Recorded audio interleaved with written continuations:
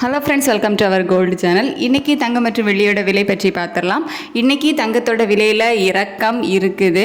ஆமாங்க, ஒரு கிராம் தங்கம் 60 ரூபா குறைஞ்சிருக்குது. 22 கேரட் ஆபரண தங்கம் கிராம் ஒன்றுக்கு 60 ரூபா குறைஞ்சி நேற்றைக்கு 9060 ரூபாய்க்கு விற்பனை செய்யப்பட்டு வந்தது. இன்று 60 ரூபாய் குறைந்து 9000க்கு விற்பனை செய்யப்பட்டு வருகிறது.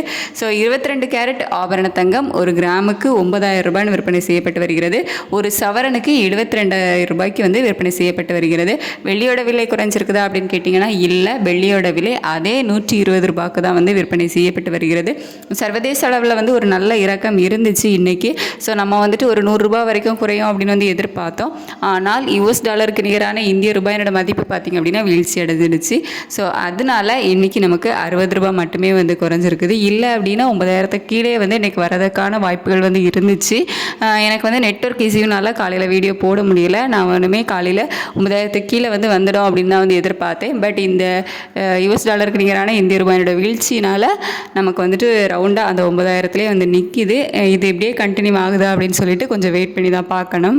வேறு ஏதாச்சும் அப்டேட் இருந்துச்சு அப்படின்னா ஈவினிங் வீடியோவில் நான் உங்களுக்கு சொல்கிறேன். தேங்க்யூ.